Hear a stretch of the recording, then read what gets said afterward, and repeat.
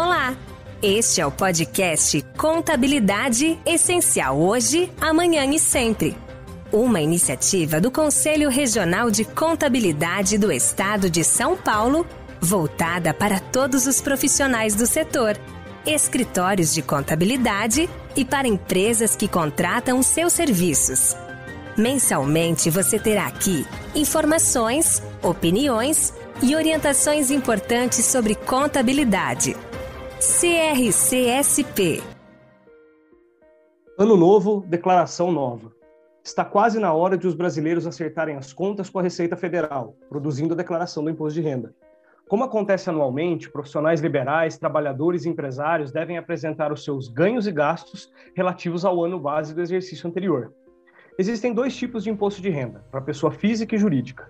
O imposto de renda de pessoa física é voltado para pessoas que precisam informar ao governo seus rendimentos.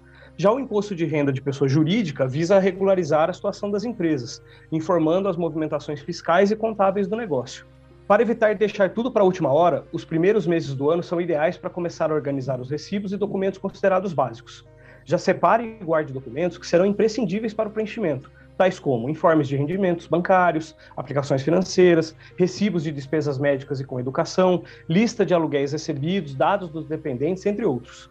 Preste muita atenção aos critérios que a Receita Federal irá disponibilizar em breve para a declaração 2022.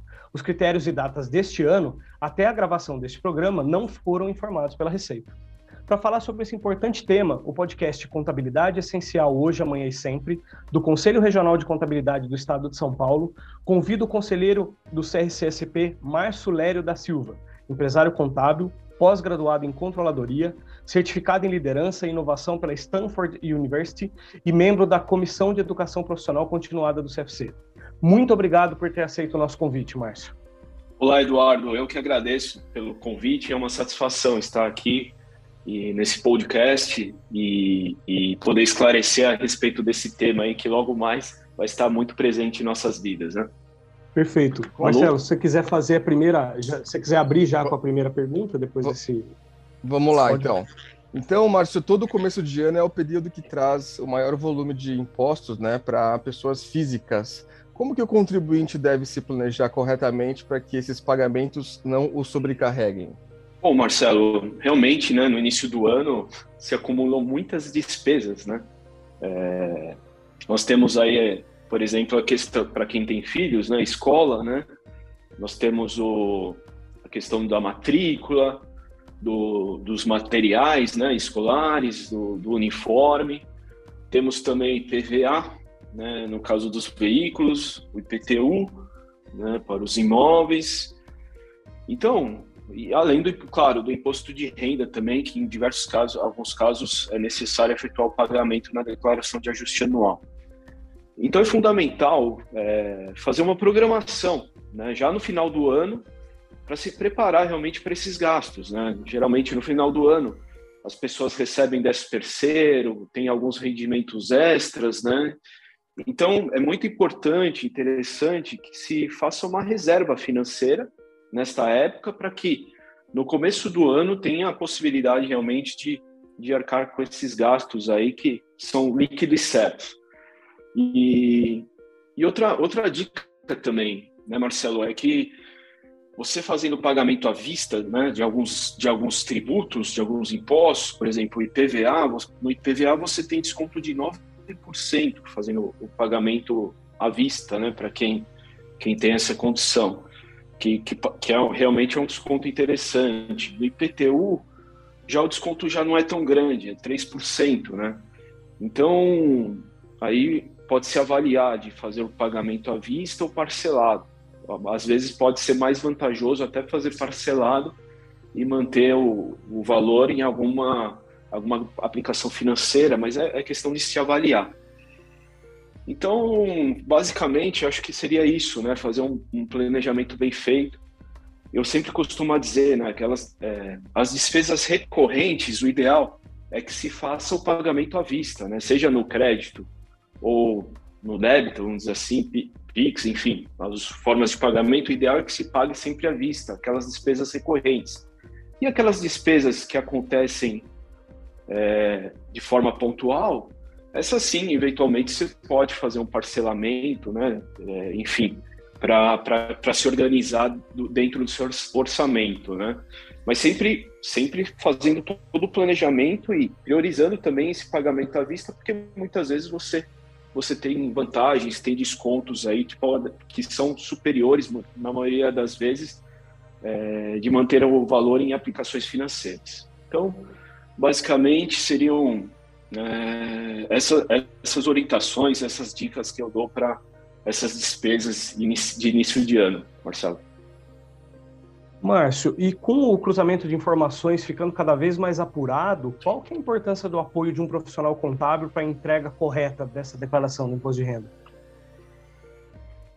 Bom, Eduardo, realmente, né, hoje existem dezenas de obrigações acessórias, tá, que são entregues ao governo. Eu vou citar algumas aqui, a DIRF, por exemplo, que é a declaração de imposto retido na fonte, que é entregue por todas as empresas, né, que efetuam pagamentos a pessoas físicas e jurídicas. Nós temos a DINMOB também, que é uma declaração entregue pelos cartórios, que se relaciona a operações imobiliárias, tá? Pelos cartórios, na verdade, pelas administradoras de aluguéis, né? As administradoras de aluguéis entregam a DINMOB, né? Que vão informações a respeito dos aluguéis, dos rendimentos de aluguéis que a pessoa teve durante o ano. E também as operações de compra e venda de imóveis também são informados na DINMOB, né? E também os cartórios mandam uma declaração, mandam essa informação para a Receita Federal sobre todas as escrituras registradas em cartório, mas são informadas para a Receita Federal também. Nós temos também a e-financeira, que são as informações relacionadas à movimentação bancária, né? Toda a movimentação de crédito, débito em conta são informadas aí pelos totais, né, à Receita Federal. Então, a Receita sabe exatamente quanto entrou e saiu, né, das nossas contas, tanto pessoa física quanto pessoa jurídica. Com isso, é possível também cruzar as informações, né, fazer um comparativo aí com os rendimentos que foram informados na declaração. Nós temos também a DMED, que é uma declaração relacionada a despesas médicas, plano de saúde. Então, também essas operadoras, ou clínicas, ou hospitais também, no caso, quando são atendimentos particulares, informam a Receita Federal, né, sobre esses pagamentos efetuados e os beneficiários, né? Detran também manda informações para a Receita Federal, compartilha informações com a Receita Federal sobre operações de compra e venda de veículos, Capitania dos Portos também, referente a embarcações, enfim. O governo tem aí a possibilidade de fazer um cruzamento completo dos dados, né, da vida financeira fiscal da empresa, né, e esse cruzamento é praticamente automático. A Receita Federal realmente está muito bem equipada, possui sistemas bem modernos que possibilitam esse cruzamento. E daí a importância da contratação de um profissional de contabilidade, né? Com certeza a contratação de um profissional de contabilidade garante a diminuição do risco, né? Tendo em vista o conhecimento técnico do profissional, a experiência, a vivência, né? Não somente no preenchimento da declaração, mas também na análise, né, dos valores.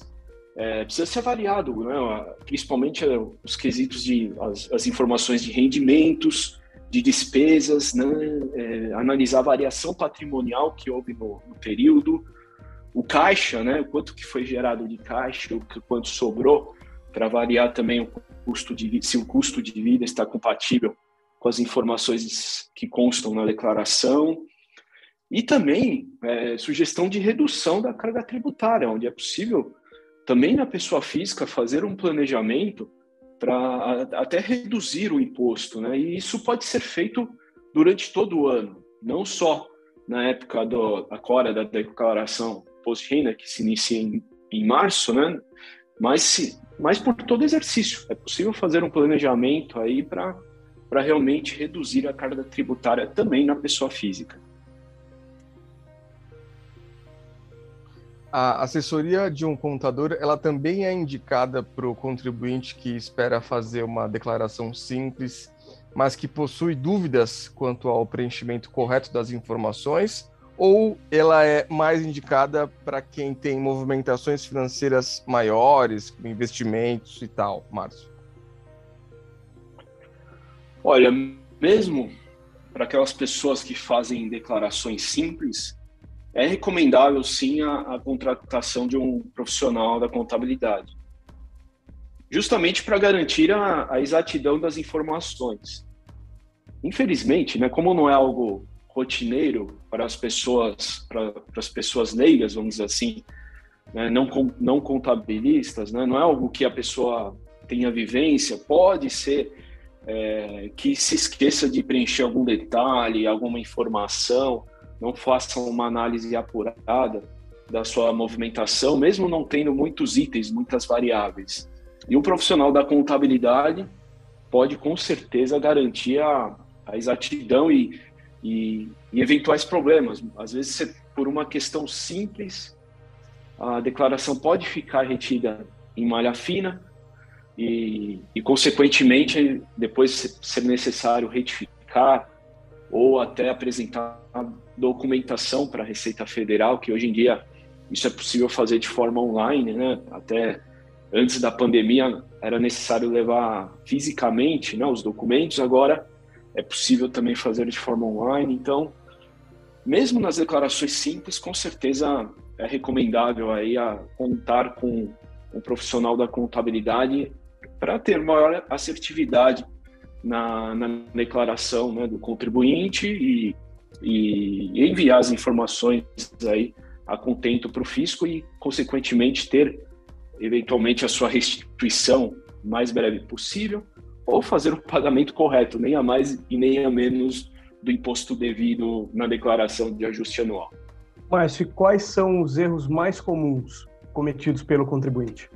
Bom, aqui os erros mais comuns, né, nós temos diversas, né, pegadinhas ou pontos, né, de detalhe, de cuidado a ser tomado, né? Então, nós podemos citar, por exemplo, o principal, com certeza, é a questão de não declarar todos os rendimentos, tá? Muitas pessoas acabam simplesmente esquecendo de declarar determinados rendimentos. Por exemplo, quando você tem um dependente, né, é normal que você venha declarando aqui um dependente eventualmente todos os anos, todos os exercícios, e pode ser que aquele dependente passe a ter uma renda. Obrigatoriamente você tem que informar, se você incluir o dependente, obrigatoriamente você tem que informar a renda daquele dependente, caso ele tenha obtido. E muitas vezes as pessoas esquecem, simplesmente informam o dependente e não colocam o seu rendimento. E também do próprio declarante, às vezes tem alguns rendimentos, por exemplo, resgate de previdência privada. É necessário que você fique atento porque a previdência privada, na maioria, pode ser um rendimento tributável. Então, você tem que lançar essa informação também, informar na declaração. Outro rendimento que pode ocorrer, processos de revisão de aposentadoria. Também é obrigatório você lançar essa informação, né? Pode ocorrer durante o ano, que nós estamos falando do exercício de 2021, pode ser que o contribuinte tenha mudado de emprego, de empresa, ou tenha conseguido mais de uma fonte de renda. Então precisa ficar muito atento, né, para solicitar o informe de rendimentos, inclusive da empresa anterior. Porque, claro, a empresa que você estava ao final do ano, por último, ela vai te fornecer um informe de rendimentos. Mas a empresa anterior também tem que fornecer esse informe. Caso ela não tome essa iniciativa, é importante entrar em contato para obter esse informe de rendimentos, tá?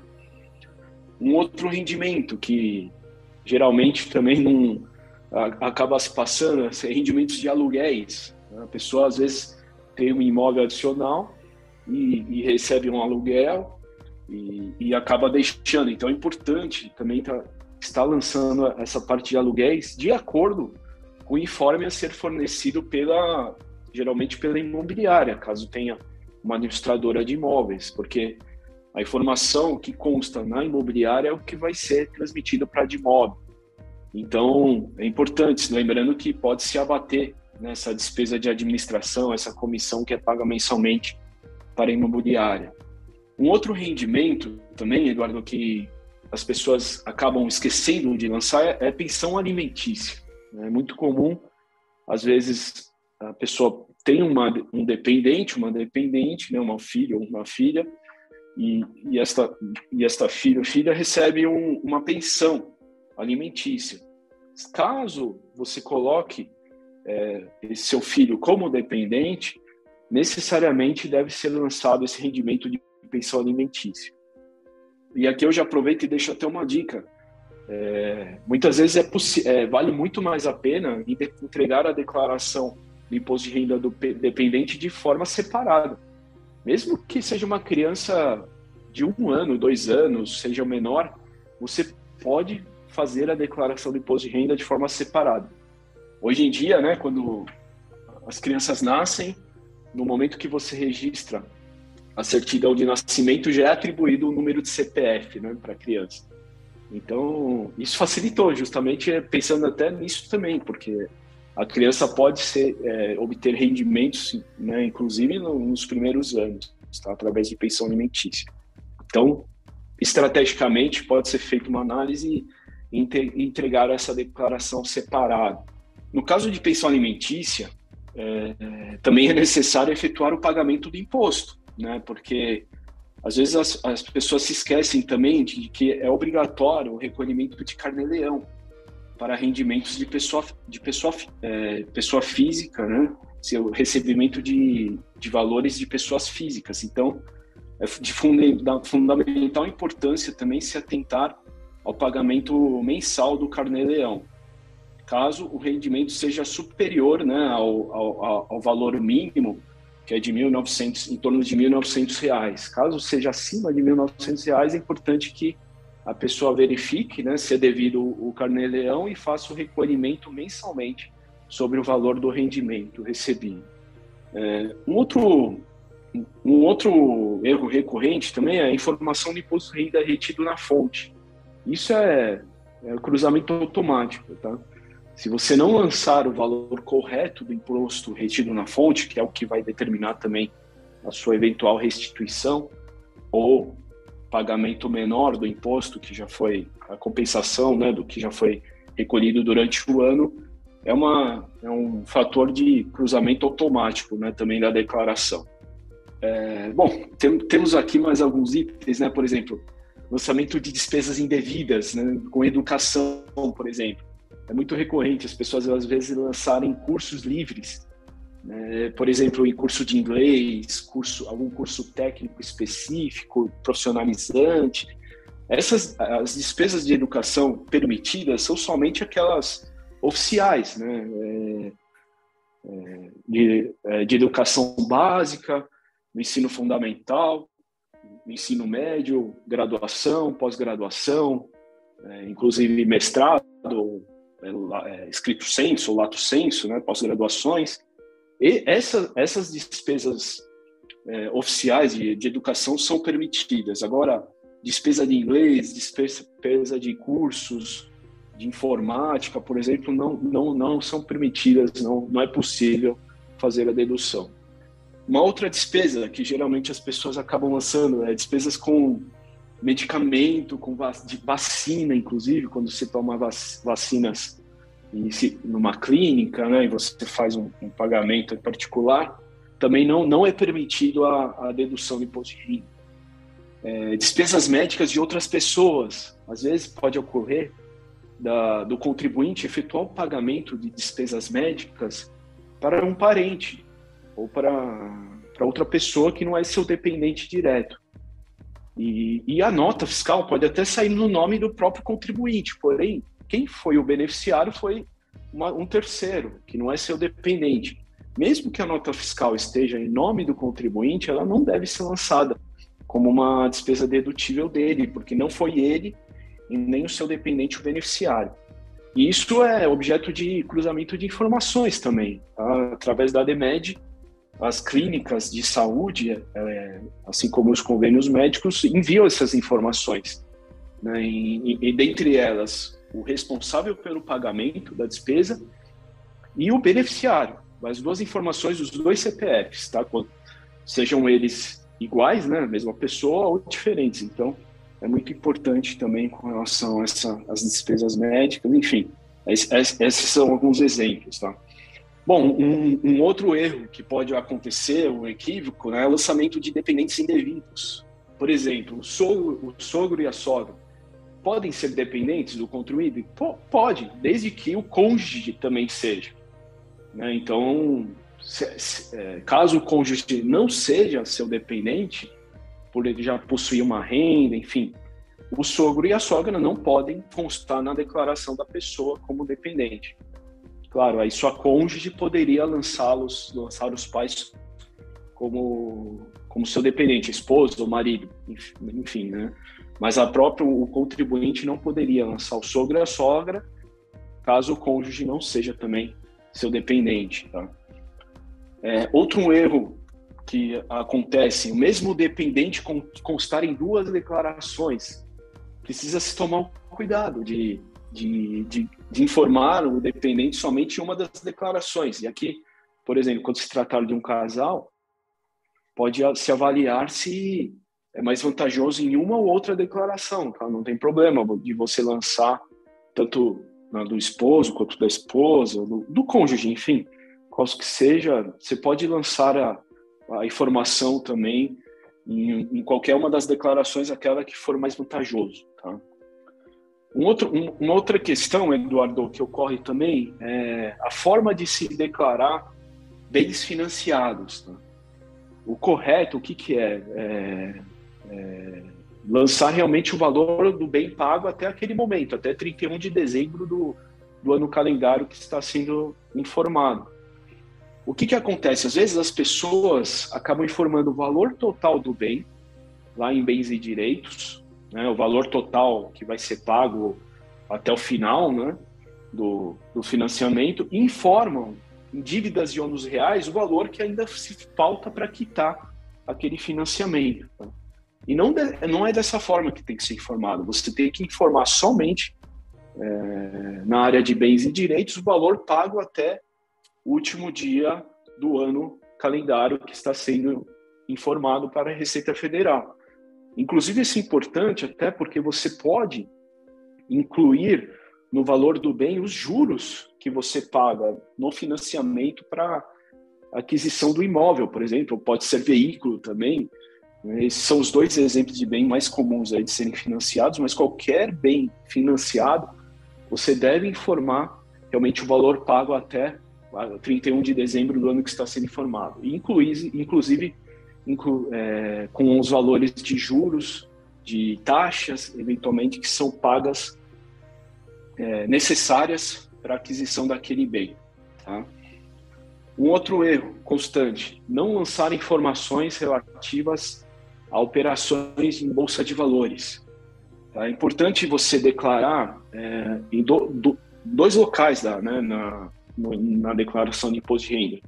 Em bens e direitos, né, deve ser informado as ações, os papéis que você tinha em 31 de dezembro, sempre pelo preço médio, custo médio de aquisição, é o custo histórico. Você não pode, não se deve atualizar o valor para informar lá em bens e direitos, você sempre deve considerar o custo de aquisição, custo médio, né? E assim como você também tem que se informar os ganhos ou perdas que houveram em cada mês. Tá? No caso, só lembrando também, né, as pessoas que estão nos escutando, se você tiver rendimentos em bolsa de valores, em operações comuns, na verdade, se você vender ações em operações comuns, um valor superior a R$20 mil dentro do mês, aí sim é devido imposto, tá?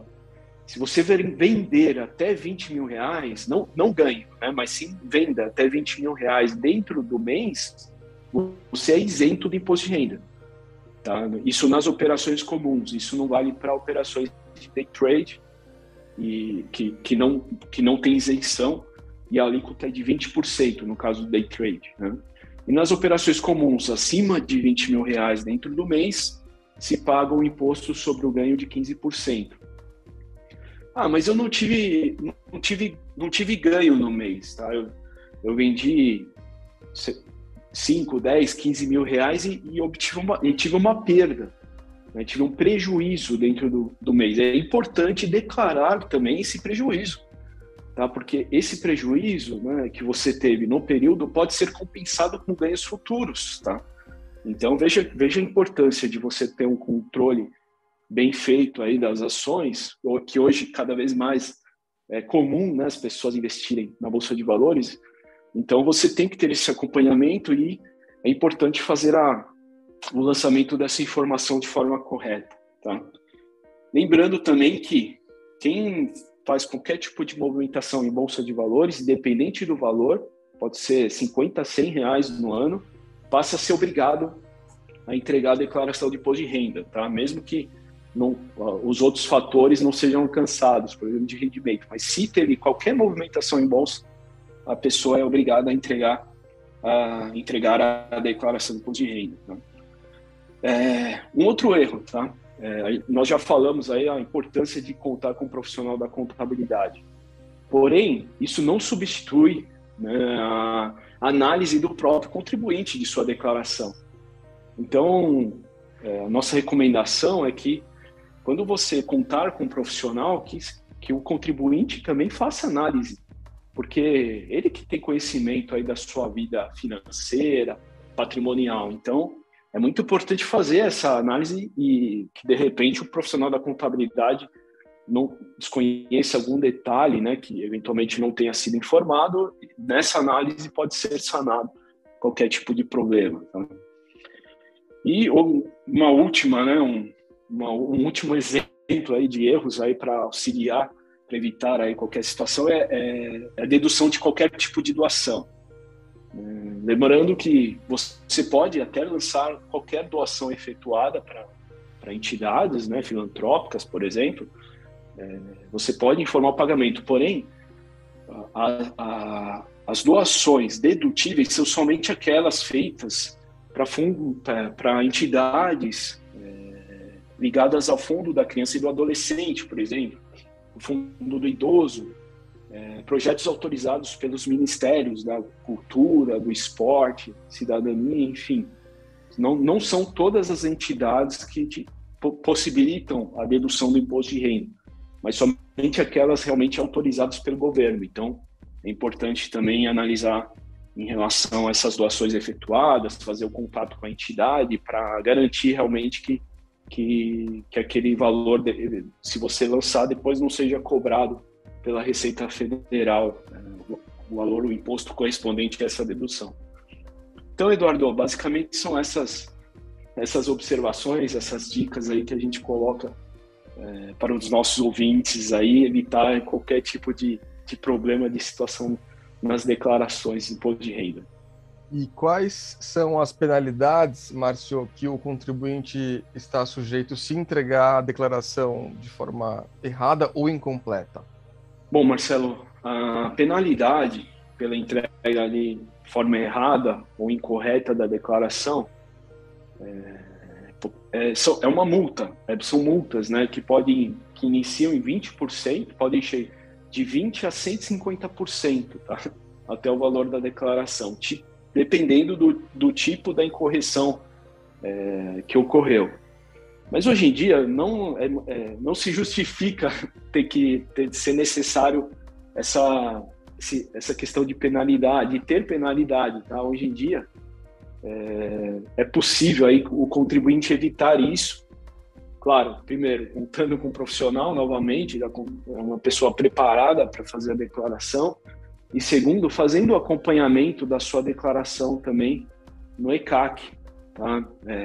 Que é um portal da Receita Federal, onde você pode acessar através de um código de acesso, da sua senha do gov.br, que hoje em dia cada vez mais é utilizada aí por exemplo, no próprio aplicativo do SUS, né, onde a gente tem a nossa carteira de vacinação, essa mesma senha, você consegue acessar o portal do ECAC da Receita Federal, onde você acompanha qual que é a sua situação da declaração, tá? Para evitar essa questão da multa aí, que pode variar, como eu disse, de 20% a 150%, dependendo do equívoco que ocorreu. Tá? Márcio, você acha que a discussão sobre ampliação ainda nesse ano da faixa de isenção do imposto relativo aos ganhos de 2021 já deveria ter sido definida? Como que isso deve refletir no trabalho do profissional contábil? Eduardo, então, é de fundamental importância, né, essa correção, porque desde 2015 que nós temos a mesma tabela, então a inflação de 2015 para cá foi relevante, né? Foi um número substancial, aí, um percentual substancial. Então, esse limite, que atualmente é de R$ 1.903,98, né? Com certeza precisa ser corrigido. Tá? Existe aí um projeto de lei recente no Senado, né?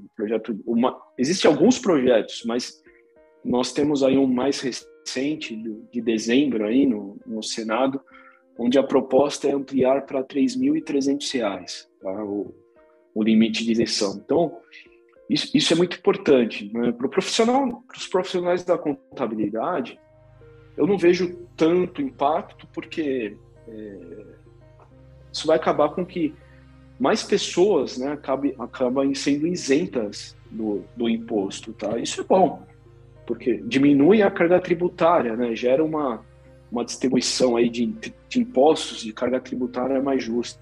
Então, eu vejo como muito, muito salutar, né, essa atualização, que já deveria realmente ter sido feita desde o ano passado. Existe um projeto de lei que já foi aprovado na Câmara da reforma, né, do imposto de renda, tanto do pessoal física quanto jurídica, principalmente, mas esse projeto foi aprovado na Câmara, mas não seguiu no Senado, e nós temos esse outro projeto agora, específico para corrigir a tabela do imposto de renda pessoa física. Tá? Então, isso é de fundamental importância realmente para garantir uma justiça tributária. Ô, Márcio, os testes de Covid, eles podem ser deduzidos no imposto de renda? Grande parte dos contribuintes, com certeza, a maioria, imagino, fez em algum momento o teste de Covid e várias vezes pagou pelo teste, né? Fez de forma particular e não pelo convênio médico. O que acontece? Nós vimos aí algumas manifestações da Receita Federal dizendo que os testes de Covid feitos através de laboratório são dedutíveis. Pode ser lançado lá como despesa médica dedutível, tá? Agora, os testes realizados em farmácia, a Receita Federal considera como não dedutível, ou seja, não podem ser lançados lá como os gastos com testes de farmácia não podem ser lançados como despesa médica para fins de dedução do imposto, tá? Mesmo que o contribuinte tenha nota fiscal. Então é importante ficar atento aí sobre esse tema. Bom, e como lançar a despesa com testes de Covid feitas em laboratório? Esse valor deve ser lançado na ficha de pagamentos efetuados, tá? Lá no programa da Receita Federal. O código é o 21, Hospitais, Clínicas e Laboratórios no Brasil. Deve ser indicado se o beneficiário foi o próprio titular da declaração, o dependente ou o alimentando. E outro campo obrigatório é o CNPJ, né, da instituição, no caso do laboratório, que forneceu o serviço, o nome, a razão social do laboratório e o valor que foi pago, o valor que vai constar na nota fiscal. Né? Caso tenha ocorrido um reembolso parcial ou total deste exame aí pelo convênio, pelo seguro-saúde, deve ser informado também no campo próprio. E em dezembro, o governo comunicou que 1 milhão de pessoas deverão fazer a devolução dos valores recebidos como o auxílio emergencial. Como é que o contribuinte deve fazer essa devolução? Então, o próprio programa da declaração do imposto de renda, Eduardo, ele gera um DARF para a devolução do auxílio, tá? Então, quando a pessoa obteve o auxílio de uma forma indevida, talvez pode ser pelo seu rendimento que teve durante o ano ser superior àquele limite, ou então, eventualmente, até o dependente mesmo ter tido um rendimento e você não se atentou, essa pessoa, ela deve pagar o complemento, um DARF, restituindo o governo do auxílio que foi pago indevidamente, tá? E o próprio programa da Receita Federal faz essa análise, se a pessoa teria ou não direito, e gera um DARF para que seja recolhido e, consequentemente, o valor devolvido para o governo. Tá? Isso também, e através do portal, do site do Ministério da Fazenda, é possível lá ter mais informações e outras formas, né, eventualmente até gerar outro tipo de guia para fazer a devolução. Mas o mais normal, o mais simples, é através do próprio programa da declaração do imposto de renda. Gostaria de deixar aqui algumas dicas finais ou reforçar alguns pontos que já foram tocados. Por exemplo, o Eduardo, aqui no início desse podcast, comentou a importância de já separar a documentação desde já, para garantir o acesso a todas as informações. Isso é muito importante, porque uma vez você tendo toda a documentação, a parte de preencher a declaração em si fica muito mais simples, né? Muito mais prático de se fazer. Muitas vezes o desafio é obter as informações, né? Porque aí envolve senhas e tudo mais. Então isso é fundamental, desde já se preparar para fazer a sua declaração. Tá? Consultar o ECAC com frequência. Tá? Se você entrega a declaração em um dia, no máximo em 48 horas, no dia seguinte ou no próximo, você já tem informação lá se sua declaração foi processada ou se existe alguma pendência. Tá? Então, durante o período de entrega da declaração, você já consegue resolver qualquer questão evitando malha fina. Então, consulte o ECAC com frequência. Quando você possui mais de uma fonte de renda, né, quando o contribuinte possui mais de uma fonte de renda, é comum ter que pagar imposto na declaração de ajuste anual, porque o imposto retido é feito de forma independente por cada fonte, né, pagadora. E com isso, na declaração, você soma, né, as duas fontes de renda, porém a retenção durante o ano é feito um valor menor do que deveria, que é normal, que é correto, mas que deve ser pago aí na diferença no caso da declaração. Tá? Também tem possibilidade, no caso de declaração de final de espólio, né, agora você pode enviar as informações de sobrepartilha, sem ter que retificar a declaração de final de espólio também. Criptomoedas, né, não se esquecer que devem ser informadas na declaração de bens e direitos, pelo valor original, assim como as ações, né? E quando vendidas, quando você vender a criptomoeda, deve ser pago 15% sobre o lucro obtido daquela operação. Tá?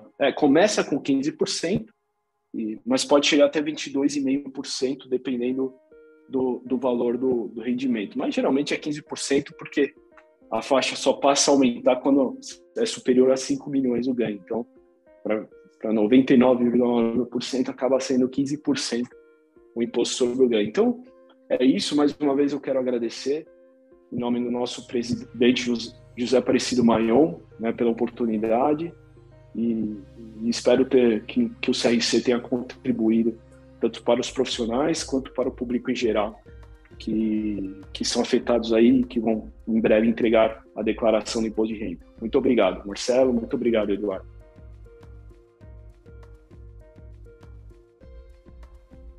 Chegamos ao fim do nosso programa. Queremos agradecer a participação do conselheiro Márcio Lério e lembrar que os ouvintes podem conferir todos os episódios anteriores nos principais streamings de música e podcasts. Não deixem de acessar o portal e as redes sociais do CRC-SP para acompanhar as últimas notícias da entidade. Até o próximo.